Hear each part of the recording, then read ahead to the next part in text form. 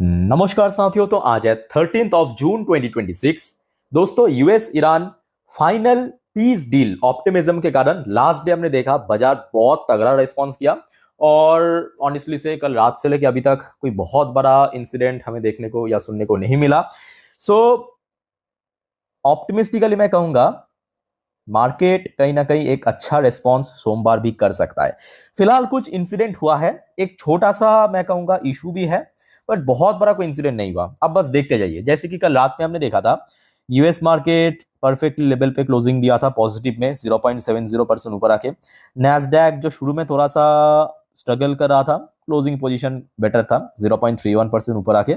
अच्छा, हमारे जो गिफ्ट निफ्टी के फ्यूचर्स है, गिफ्ट निफ्टी की क्लोजिंग पोजीशन भी कोई बहुत वीकनेस के साथ हमें देखने को नहीं मिला। लगभग 23,664 पॉइंट पे क्लोजिंग दिया। मतलब कल दोपहर को जहां पे हमारे इंडियन मार्केट जब क्लोज होता है उस टाइम पे जो गिफ्ट निफ्टी की क्लोजिंग पोजीशन था वहां से लगभग 30 पॉइंट के आसपास नीचे। तो इसमें कोई बहुत बड़ी मैं कहूँगा प्रॉब्लम नहीं है, क्योंकि अभी तो ये कल रात की क्लोजिंग है। सैटरडे संडे बहुत कुछ इंसिडेंट हो सकता है। सो लेट्स सी सोमवार मार्केट ओपन से पहले कैसा स्थिति बनता है। बट बाकी इंडेक्स की अगर हम बात करें, चाहे क्रूड ऑयल की बात करें, कल शाम के बाद से लगभग 87 के आसपास चल रहा था। बीच बीच में थोड़ा स्पाइक कर रहा था वो 88 मैक्स, बट 87 के आसपास कल रात में क्लोजिंग दे दिया। तो इसमें भी कोई गड़बड़ी नहीं है। अच्छा, गोल्ड की फ्यूचर्स की बात करें, गोल्ड की फ्यूचर भी परफेक्टली 3% ऊपर आके क्लोजिंग दिया, जबकि कल शाम के वक्त इसी लेवल पे चल रहा था। सिल्वर की फ्यूचर भी लगभग 6% ऊपर आके क्लोजिंग दिया कल रात को, बहुत ही बढ़िया लेवल पे। इंडियन करेंसी की वैल्यूएशन में भी ऐसा कुछ बहुत बड़ा ड्रॉप हमें देखने को नहीं मिला, ऊपर से इंक्रीज हुआ है। मतलब अगर हम कंपेयर करें परसों रात जहाँ पे क्लोजिंग थे उसी हिसाब से परफेक्टली सब कुछ फिट है। और देखिए, आज तो सैटरडे है, सैटरडे मतलब मोस्टली देशों की मार्केट क्लोज है, बट क्रिप्टो मार्केट के थ्रू हमें थोड़ा बहुत हिंट मिल जाता है कि अभी जियोपॉलिटिकल टेंशन का कैसा इम्पैक्ट चल रहा है। क्योंकि अगर आप देखेंगे पिछले लगभग 2-3 हफ्तों से जब ये टेंशन बढ़ रहा था, अब नोट करना, बिटकॉइन में बैक टू बैक करेक्शन हुआ था। और बैक टू बैक करेक्शन मतलब कितना पता है? 25% की करेक्शन हमें देखने को मिल गया था बिटकॉइन में। जबकि लास्ट 2-3 दिन में जैसे जैसे एक मतलब बीच बीच में जब ऑप्टिमिस्टिकली न्यूज आ रहा था, तो देखिए बिटकॉइन पहले से ही रिकवर करना शुरू कर दिया था। और फिलहाल अगर हम बात करें, मतलब ये आज का डेटा है, आप देख सकते हो 13 जून, बिटकॉइन में कोई गिरावट नहीं बल्कि 0.63% ऊपर चला गया। मतलब काफी हद तक आप कह सकते हो कि जो जियोपॉलिटिकल टेंशन वो धीरे धीरे कम होने लगा। ठीक है, आइए अब कल मिडनाइट से लेके आज दोपहर तक जितने भी इंसिडेंट हुआ है, एक छोटा सा इशू भी है, उसको भी हम चर्चा करेंगे।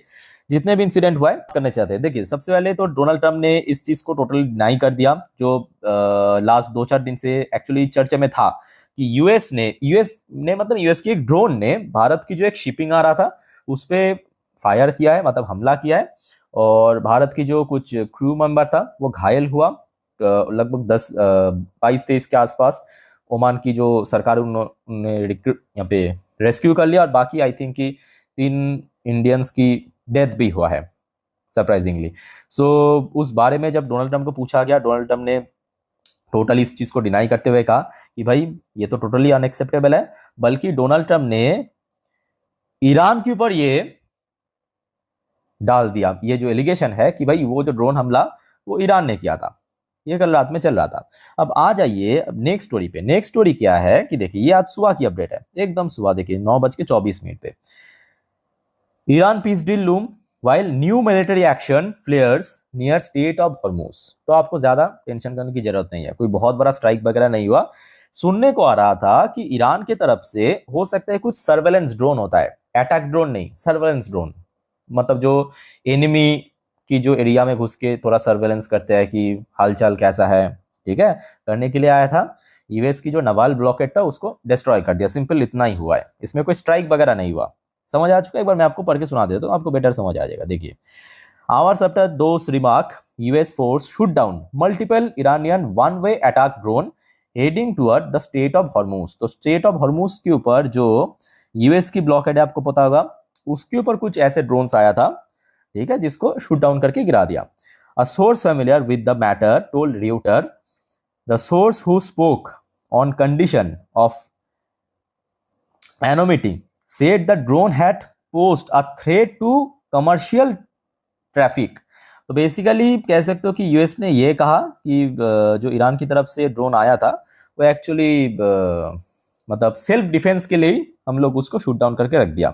US central commander later confirm the action and said the waterway was open for the transit. तो बहुत बड़ा कोई इशू नहीं है, बट एक छोटा सा सुबह हरकत देखने को मिला था, बस इतना ही। उसके बाद ईरान ना यूएस की तरफ से कोई बहुत बड़ा एक्शन या स्ट्राइक की हमें खबर मिला। सो डोंट वरी, आप एकदम टेंशन फ्री रहिए। अच्छा, उसके बाद आ जाइए, अब यहाँ पे एक और बड़ा गड़बड़ हो सकता है। गड़बड़ क्या हो सकता है कि ईरान की जो एफएम है, फॉरेन मिनिस्टर अब्बास अराक्ची, उन्होंने अब फिर से हिंट दे दिया कि state of Hormuz strait will no longer be free of charge condition nuclear talk on interim deal. तो आपको पता होगा यहाँ पे जो लास्ट डे खबर मिला था, बहुत सारे जो क्लॉज, जहां जिस चीज को लेके इतना इशू चल रहा था, मोस्टली दोनों पक्ष ने एग्रीड कर लिया, ठीक है, उस बारे में हम नहीं जाएंगे। बट न्यूक्लियर जो क्लॉज था, न्यूक्लियर डील को लेके, वो अभी भी अनसॉल्व है, वो आगे नेगोशिएट होगा।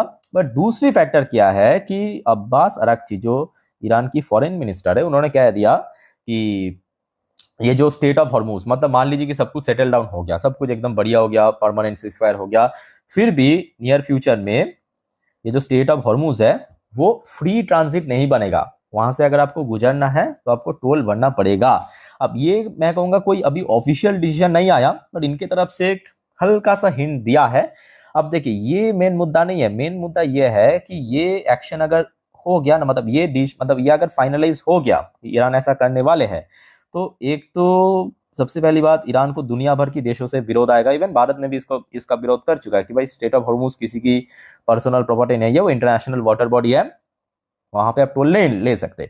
दूसरा जो क्या होगा, ऐसे स्टेट ऑफ हॉर्मुज जैसे छोटे छोटे बहुत सारे स्टेट है दुनिया भर में जहां पे बिलियंस ऑफ डॉलर की व्यापार होते हैं, भारत के पास भी है स्टेट ऑफ मलाक्का, भारत ने भी बिठा देगा, बाकी जो देश है वो भी बिठा देगा टोल सिस्टम। अब लाओ, दुनिया में फिर से कहीं ना कहीं इकोनॉमिक क्राइसिस आने का चांस है। तो मेरे हिसाब से ऐसा नहीं करना चाहिए। बाकी इस बारे में दोस्तों आप लोग क्या सोचते हो, कमेंट करके प्लीज बताइए, जो भी आपको लगता है इस बारे में।